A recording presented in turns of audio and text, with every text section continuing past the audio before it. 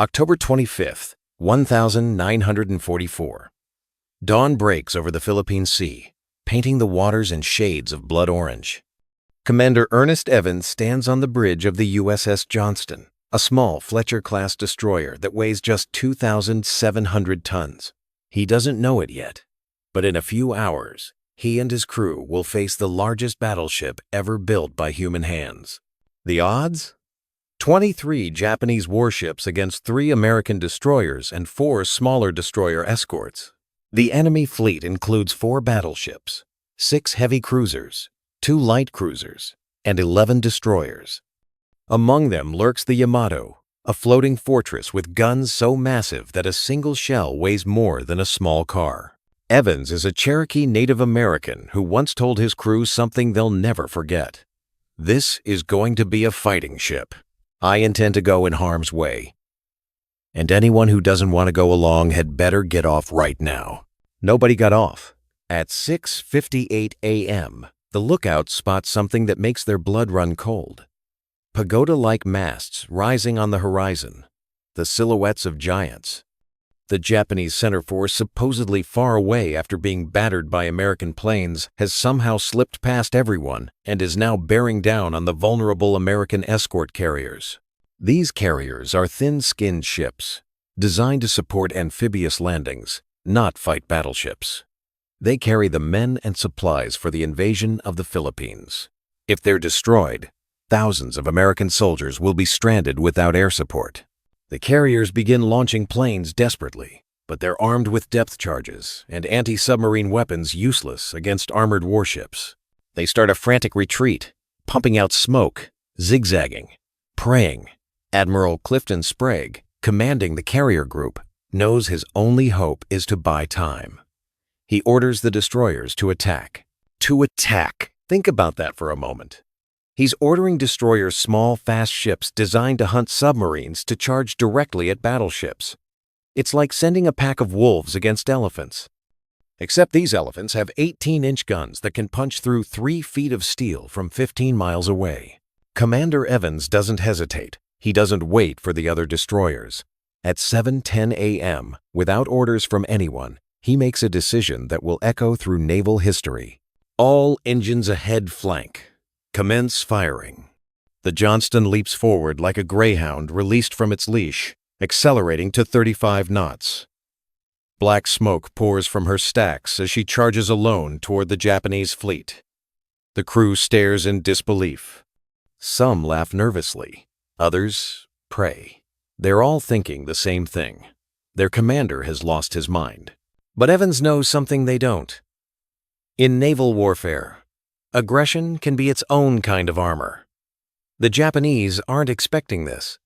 They're not expecting a tiny destroyer to come screaming out of the smoke, guns blazing, like a man with a knife charging at an army.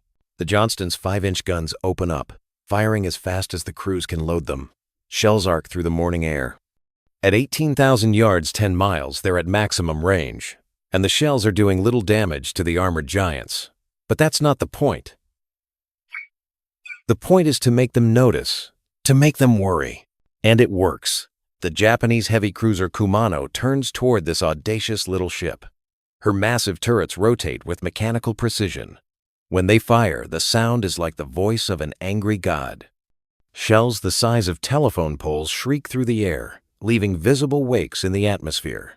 The first salvo lands long, geysers of water erupting 200 feet into the air beyond the Johnston. The second falls short. The Japanese gunners are bracketing their target, a deadly game of hot and cold that always ends the same way. Evans orders the helmsman into evasive maneuvers. The Johnston begins to dance, turning, weaving, never holding a steady course for more than seconds. All around her, the ocean erupts in explosions as shells the weight of small cars slam into the water. But the Johnston is still closing, still charging. Her crew has gone beyond fear into something else, a strange, electric mixture of terror and exhilaration. They're doing the impossible. They're attacking the Japanese Navy. At 10,000 yards, Evans orders the torpedo attack. The Johnston carries 10 torpedoes, Mark 15 seconds, the best the Navy has. The tubes swivel, Calculations are made in seconds, and with a hiss of compressed air, the fish leap into the water.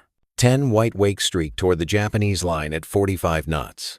The crews watch, counting seconds, knowing that if these miss, they've just signed their own death warrants. 1 minute, 2 minutes, then boom! A massive explosion lifts the bow of the Kumino clear out of the water. A second torpedo hits. The heavy cruiser lurches to a stop, her bow crumpled, flooding, taking on a list. She's out of the fight. The Johnston's crew erupts in cheers. They've just crippled a ship 10 times their size. But there's no time to celebrate, because now the entire Japanese fleet has noticed them, and they're all turning their guns toward the tiny destroyer that dared to bite the hand of empire. Commander Evans lights a cigarette, surveys the wall of steel bearing down on his ship, and issues his next order. Left full rudder. We're going back in. The crew stares at him. Going back? They've already done the impossible. They've bought time for the carriers. They can retreat now, live to fight another day. But Evans sees something they don't. 3 more destroyers, the Howell, Heermann, and Samuel B. Roberts, are making their own torpedo runs. If the Johnston retreats now, those ships will face the entire Japanese fleet alone. We started this dance, Evans says quietly. We're going to finish it. The Johnston turns back toward hell, her guns still firing, her crew still fighting, heading straight into the concentrated fire of the most powerful naval force on Earth. And this is only the beginning of her story. The Johnston emerges from her own smokescreen like a ghost ship. She's already taken damage, shrapnel holes, pepper, her superstructure. One of her gun mounts is jammed, but she's still fighting, still moving, still defiant. It's now 7:30 a.m. and the battle off Samar has become absolute chaos. The Japanese battleship Kongo, a 30,000-ton monster, has the Johnston in her sights. Her 14-inch guns speak with thunder that can be felt in the chest from miles away. The first salvo screams overhead with a sound like a freight train. The second lands close enough to drench the bridge in seawater. Then the third salvo hits. 3 shells slam into the Johnston in rapid succession. One punches through the deck and explodes in the forward engine room, killing everyone inside instantly. Another takes out the aft steering control. The third tears through the bridge itself. Commander Evans is standing next to the helm when the shell explodes. The blast throws him across the bridge like a rag doll. When his executive officer reaches him, Evans is covered in blood. 2 fingers of his left hand are gone, severed cleanly. Shrapnel has torn into his chest and abdomen. Any other captain would go to the sickbay. Evans wraps his hand in a shirt, stands up, and keeps giving orders. "Damage report!" he shouts over the ringing in everyone's ears. The report is catastrophic. The Johnston has lost steering control. Her speed is down to 17 knots, half her maximum. 1 engine room is flooded. Fire is spreading through the lower decks. Worst of all, they've lost their main fire control radar, the system that helps them aim their guns. They're now shooting by eye, like ships did in the age of sail. "Switch to local control," Evans orders calmly, as if he's just told someone to pass the salt. "Each gun mount, pick your own target." And incredibly, the crew obeys. Men who should be in shock, who should be abandoning ship, instead run to their battle stations. They're determined that if the Johnston is going down, she's going down fighting. At 7:50 a.m., a Japanese destroyer column tries to close in for the kill. The Johnston's 5 remaining 5-inch guns swivel toward them. The gun crews work like machines, loading, firing, shell after shell after shell. 1 Japanese destroyer takes a hit in the bridge. Another catches fire. The column breaks off, unwilling to face this wounded, snarling beast. But the Johnston can't run anymore. She's too slow, too damaged. Evans makes a decision that defines heroism. If they can't escape, they'll become the biggest target. They'll draw fire away from the other ships. "Engines ahead, full whatever full is now," Evans says with a grim smile. "Take us into the cruiser formation." The crew thinks they've misheard. The cruiser formation? That's suicide. But they understand. Every shell the Japanese fire at the Johnston is a shell they're not firing at the carriers. Every minute the Johnston survives is another minute for the carriers to escape. They're buying time with their lives. The Johnston limps toward 4 Japanese heavy cruisers, the Haguro, Tone, Chikuma, and Chokai. Combined, these 4 ships displace more than 45,000 tons and carry 48-inch guns. The Johnston weighs 2,700 tons and has 5 5-inch guns still functioning. It's not a fight. It's an execution. Except nobody told the Johnston she was supposed to die quickly. At 8:20 a.m., the cruisers open up with everything they have. The Johnston disappears into a forest of shell splashes.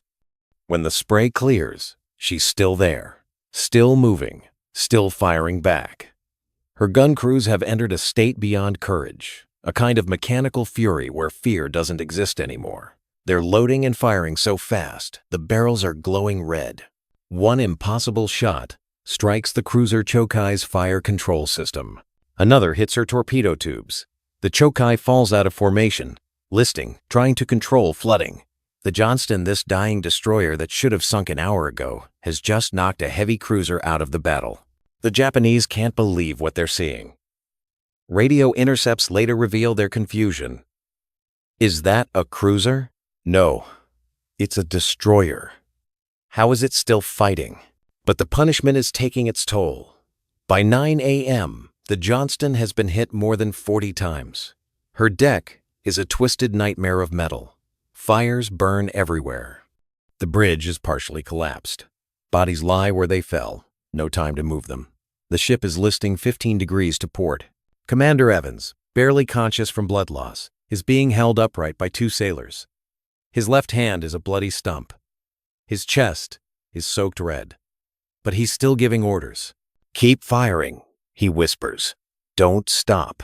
At 9:10 a.m., a Japanese destroyer squadron 4 ships closes to point-blank range, less than 4,000 yards. This is the end, and everyone knows it.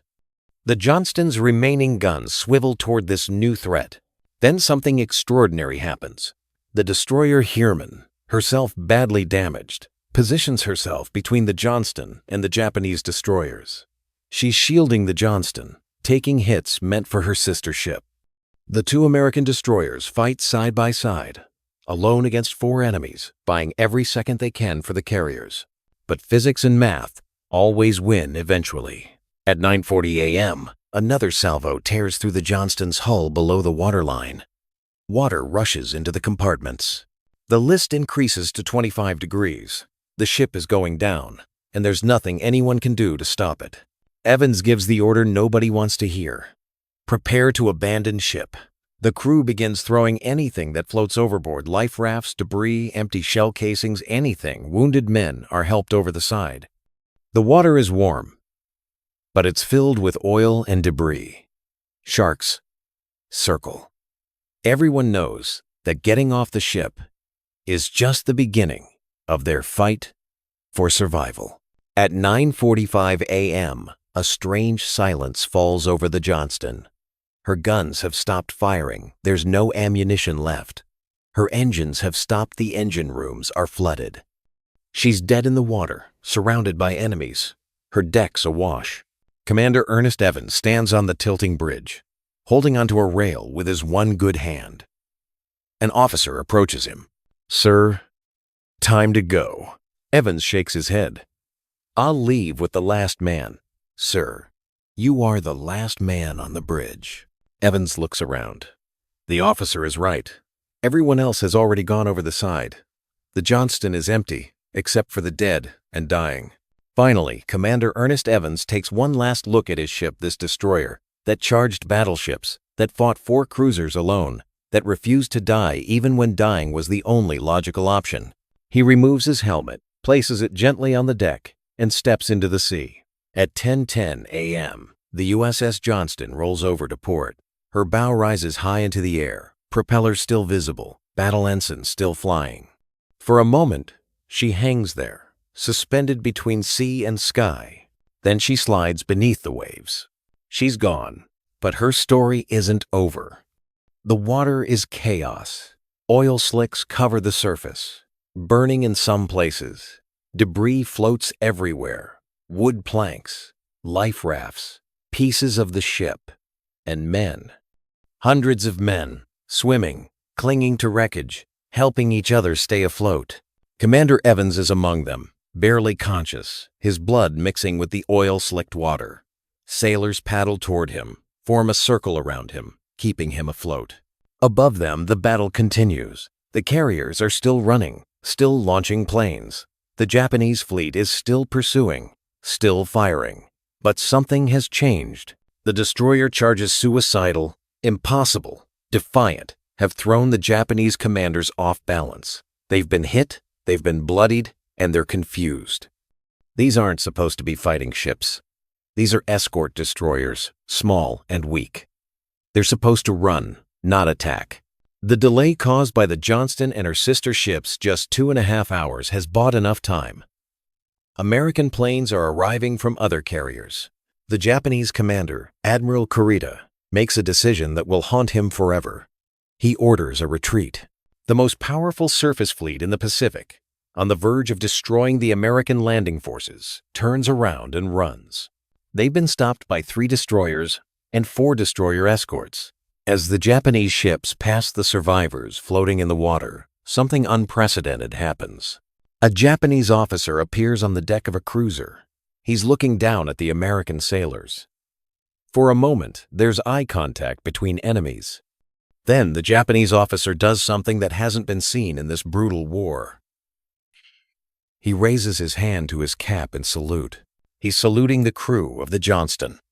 Other Japanese sailors appear on deck. They too offer salutes. One throws a life ring toward the survivors. It's a gesture of respect, recognition of courage so absolute that it transcends nationality. That, one of the Johnston survivors will later say, was the strangest moment of my life. We'd just tried to kill each other. They'd sunk our ship, but they were saluting us. But now comes the hardest part of the story. The survivors are alone in the Pacific Ocean. The American fleet has withdrawn to regroup. Nobody knows exactly where the Johnston went down. Nobody knows how many survivors there are or where they're drifting. Commander Evans, his strength finally gone, slips away from consciousness. The sailors around him try to keep his head above water, but he's lost too much blood. At some point during the afternoon of October 25th, 1944, Commander Ernest Evans dies in the arms of his crew. They're devastated. They've lost their ship and their captain.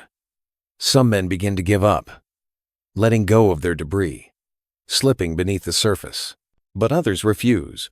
They organize the survivors into groups. They sing songs to keep spirits up. They fight off sharks with their bare hands. They help wounded men stay afloat. For 3 days, they survive on rainwater and hope. Finally, on October 28th, American ships arrive. Landing craft begin pulling survivors from the water. Of the Johnston's crew of 327 men, only 141 survive. The cost is staggering. But as the survivors are brought aboard rescue ships, the full story begins to emerge. The battle they fought, the battle off. Samar has entered history as one of the greatest naval battles ever fought. 3 destroyers and 4 destroyer escorts held off 23 Japanese warships. They saved the invasion fleet. They saved thousands of American soldiers. They changed the course of the war.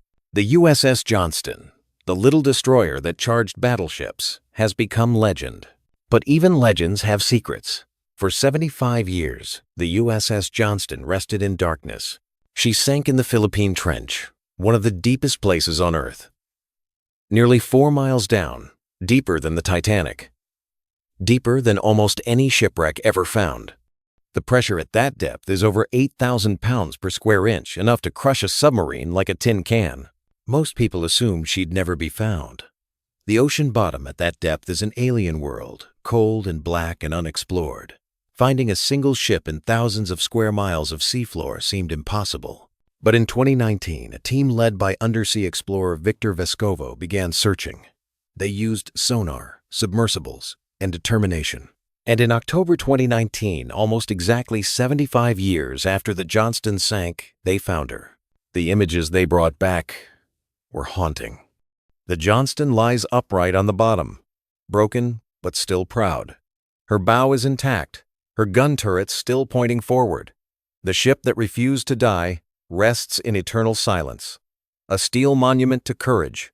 But the discovery revealed something that sent chills through everyone who saw the footage. The Johnston's battle ensign, her American flag, is missing. It should be there, tangled in the wreckage, faded but present.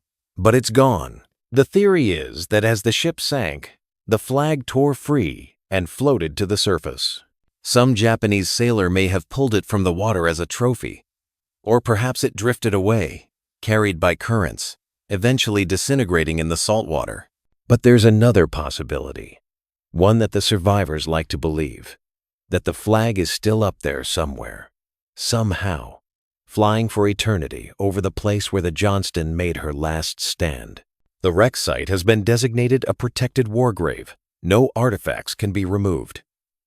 The Johnston will remain where she is, 4 miles down, watching over the 186 men who went down with her. Commander Ernest Evans was posthumously awarded the Medal of Honor, the first Native American in the Navy to receive the nation's highest decoration for valor. The citation reads in part, "He gallantly gave his life in the service of his country." But that doesn't capture it. It doesn't capture the insanity of charging battleships, the impossibility of fighting 4 cruisers alone, the stubborn, bloody-minded refusal to surrender or retreat or do anything sensible. The survivors, in their later years, struggle to explain what happened that day. How do you put into words the moment when your captain orders you to attack an enemy 10 times your size? How do you describe the feeling of firing guns at a battleship and knowing your shells are just annoying it? One gunner's mate, in an interview decades later, said, "We were all scared out of our minds, but we were more scared of letting each other down. The captain wasn't going to run, so we weren't going to run. Simple as that." Simple and impossible and true. The USS Johnston fought for 3 hours and 30 minutes. In that time, she fired over 4,000 rounds from her main guns, expended all 10 torpedoes, and engaged no fewer than 15 different enemy ships. She was hit more than 40 times by shells ranging from 5-inch to 18-inch caliber. By all laws of probability, she should have sunk in the first 15 minutes. But she didn't. She kept fighting, kept moving, kept defying the odds until there was literally nothing left. No ammunition, no engines, no hope. Only then did she sink. The Navy commissioned a new ship in 2021, the USS John Basilone, a destroyer named after a Medal of Honor recipient. At the commissioning ceremony, several survivors of the original Johnston were present, now in their 90s, their numbers dwindling with each passing year. One of them was asked what he wanted people to remember about the Johnston. He thought for a long moment, his eyes distant, seeing things the rest of us can only imagine. "Remember that we were just ordinary guys," he said finally. "We weren't heroes when we woke up that morning. We were just sailors, doing our jobs. But our captain asked us to do something extraordinary, and we did it. We didn't think about medals or history or any of that. We just didn't want to let each other down." He paused, then added, "And remember the Johnston. She was just a little destroyer, nothing special. But when her country needed her, when her sisters' ships needed her, when those carriers full of young men needed her, she didn't hesitate. She charged into hell, and she fought until there was nothing left to fight with." That's the story of the USS Johnston, the ship that wouldn't die. She rests now in the deep 4 miles down, in darkness and silence. But her spirit lives on in every sailor who refuses to give up, in every ship that faces impossible odds, in every person who stands up when standing up seems insane. The Johnston proved something that day off Samar. That courage isn't about fearlessness. It's about being terrified and doing what needs to be done anyway. It's about looking at a battleship and deciding that today, right now, you're going to make that battleship's day very, very difficult. It's about being small in a world of giants. and deciding that size doesn't matter. It's about refusing to die until the job is done. Somewhere in the Philippine Trench, 4 miles below the surface, a small destroyer rests in eternal darkness. Her guns are silent now. Her engines are cold. Her crew is gone. But her story, the incredible, impossible, true story of the USS Johnston, will never die.